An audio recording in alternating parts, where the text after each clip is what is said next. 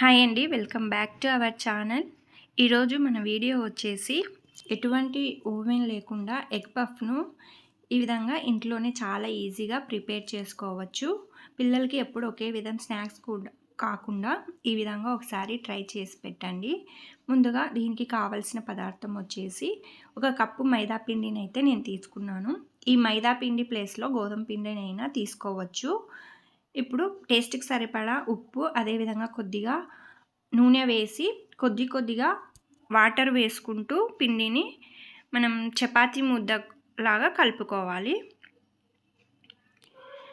ఈ విధంగా పిండి మొత్తాన్ని ఒక ముద్దలాగా కలుపుకోవాలి.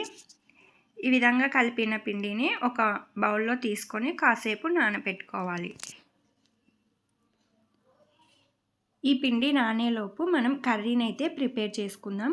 ఈ కర్రీకి ఒక మీడియం సైజు ఉల్లిగడ్డలు అయితే నేను ఈ విధంగా సన్నగా కట్ చేసి తీసుకున్నాను. అదేవిధంగా 2 పచ్చిమిర్చిని కూడా సన్నగా కట్ చేసి తీసుకోవాలి. ఇప్పుడు స్టవ్ వెలిగించి ఒక ప్యాన్ పెట్టి 2-3 స్పూన్ల ఆయిల్ వేసి, ఆయిల్ హీట్ అయిన తర్వాత కట్ చేసి పెట్టుకున్న ఆనియన్స్, పచ్చిమిర్చి ముక్కలు వేసి కొద్దిగా పసుపు, అదేవిధంగా టేస్ట్‌కి సరిపడా ఉప్పు, కొద్దిగా కరివేపాకు వేసి వీటిని మీడియం ఫ్లేమ్లో కలుపుకుంటూ ఫ్రై చేసుకోవాలి. ఈ విధంగా వీటన్నిటిని కలుపుకుంటూ మీడియం ఫ్లేమ్లో ఫ్రై చేసుకోవాలి. ఇలా ఆనియన్స్ మొత్తం లైట్గా ఫ్రై అయిన తర్వాత ఒక 1/2 స్పూను కారం వేసుకోవాలి. ఎందుకంటే మనం ముందుగా పచ్చిమిర్చి వేసాం కాబట్టి కారంని అయితే చూసుకొని వేసుకోవాలి. అదేవిధంగా 1 స్పూను ధనియా పౌడర్ వేసి ఈ ఆనియన్స్ ముక్కలకి ఆ కారం, ధనియా పౌడర్ పట్టే విధంగా కలిపి ఈ కారం, ధనియా పౌడర్ పచ్చివాసన పోయేంత వరకు ఫ్రై చేసుకోవాలి. ఇలా కలిపేసి మూత పెట్టి ఒక 2 నిమిషాల పాటు ఫ్రై చేసుకోవాలి. అంతే అండి, 2 నిమిషాల తర్వాత ఈ కర్రీ అయితే ప్రిపేర్ అయిపోయింది. ఈ కర్రీని పక్కన పెట్టేసుకుందాం. ఇప్పుడు నేను ఒక 4 ఎగ్స్ని అయితే ముందుగానే ఉడకపెట్టి పెట్టుకున్నాను.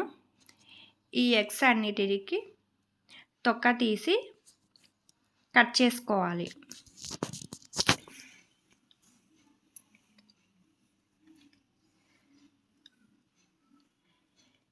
ఈ విధంగా ఎగ్స్ అన్నిటికీ తొక్క తీసేసి సగంగా కట్ చేసుకోవాలి. ఈ ఎగ్ పఫ్ను చాలా ఈజీగా ఇంట్లోనే హెల్తీగా ప్రిపేర్ చేసుకోవచ్చు. పిల్లలైతే చాలా ఇష్టంగా తింటారు. ఈవినింగ్ స్నాక్స్కి అయితే ఇవి చాలా బాగుంటాయి. కావున తప్పకుండా మీరు కూడా ఒకసారి ట్రై చేసి ఎలా వచ్చిందో కామెంట్ సెక్షన్లో కామెంట్ చేయండి. పిండి అయితే నానిపోయింది. ఇప్పుడు మనం చపాతీకి తీసుకునే ముద్దలాగా తీసుకొని చపాతీలాగా మనము ఈ పిండిని రుద్దుకోవాలి. సేమ్ మనం చపాతీకి ఎలా అయితే రుద్దుకుంటామో సేమ్ అదే విధంగా రుద్దుకోవాలి. మనకు ఎంత పలుచగా వీలైతే అంత పలుచగా రుద్దుకొని ఈ విధంగా మడత పెట్టాలి. ఈ విధంగా మడత పట్టేసి మళ్ళీ పలుచగా రుద్దుకోవాలి. ఈ విధంగా రుద్దిన తర్వాత చాక్తో ఇలా ముక్కలుగా కట్ చేసుకోవాలి.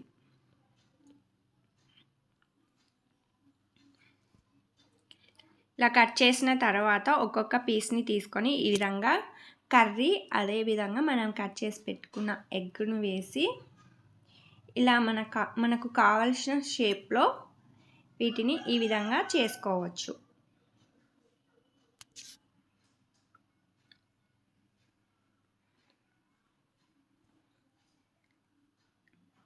ఈ విధంగా అన్ని ముక్కలను తీసుకొని ఇలాగే కొద్దిగా కర్రీ, ఎగ్ పెట్టేసి ఇలా ఈ పీస్ ఆరిపోతే కొద్దిగా వాటర్ పట్టించి అతికించవచ్చు.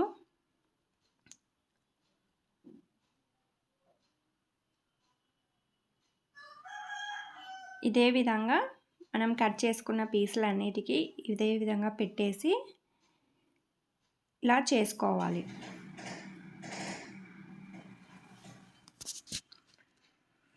చూడండి, నేను తీసుకున్న వాటినన్నిటికీ ఇలా పెట్టేసి తీసుకున్నాను. ఇప్పుడు స్టవ్ వెలిగించి డీప్ ఫ్రైకి సరిపడా ఆయిల్ని ఒక ప్యాన్లో హీట్ చేసుకోవాలి. ఆయిల్ హీట్ అయిన తర్వాత ఈ విధంగా ఒక్కొక్కటిగా వేసుకుంటూ ఫ్రై చేసుకోవాలి.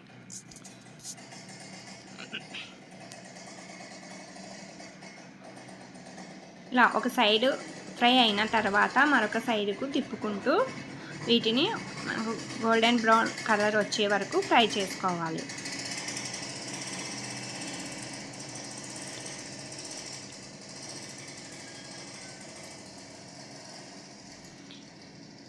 ఈ విధంగా ఫ్రై అయిన తర్వాత వీటిని మనం ప్లేట్లోకి తీసుకోవాలి.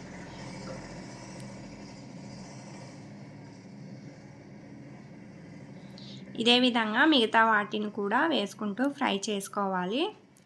అంతేనండి, చాలా ఈజీగా ఎగ్ పఫ్ని అయితే మనం ఇంట్లోనే ప్రిపేర్ చేసుకోవచ్చు. టేస్ట్ మాత్రం సేమ్ ఎగ్ పఫ్ మాత్రమే ఉంటుంది, కానీ షేప్ మాత్రం అలా ఉండకపోవచ్చు, కానీ టేస్ట్ మాత్రం సేమ్ అలాగే ఉంటుంది. చూడండి, చాలా అంటే చాలా టేస్టీగా ఉంటుంది. పిల్లలైతే చాలా ఇష్టంగా తింటారు. మీరు కూడా ఒకసారి ట్రై చేసి ఎలా వచ్చిందో కామెంట్ సెక్షన్లో కామెంట్ చేయండి.